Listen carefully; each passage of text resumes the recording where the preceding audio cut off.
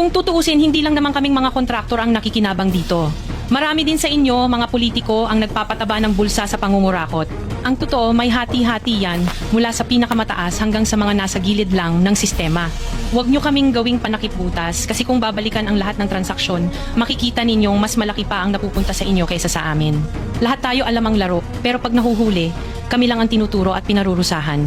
Kaya huwag ninyong ipakita sa publiko na malinis kayo dahil sa bawat proyekto may kapalit na porsyento para sa inyong mga opisina. Ang sistema mismo ang nagtutulak sa amin na sumunod kung hindi kami papayag, wala kaming makukuhang proyekto.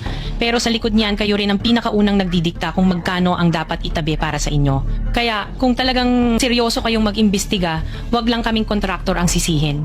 Tingnan ninyo rin ang mga pangalan na nakaupo ngayon sa mga komite, sa mga ahensya, at lalo na sa mismong mga nagpapalakad ng gobyerno. Dahil sa totoo lang, pare-pareho tayong nasa iisang lamesa, iba-iba lang ang laki ng parte na nakukuha. Kawawa po talaga ang mga mamamayang Pilipino kasi ninanakaw lang natin ang kaban ng bayan. Pera ng taong bayan pero tayo ang nakikinabang. Hindi ba tayo nahiya? Ang mga mahihirap mas lalong naghihirap. Kaya tama na ang pangungurakot natin.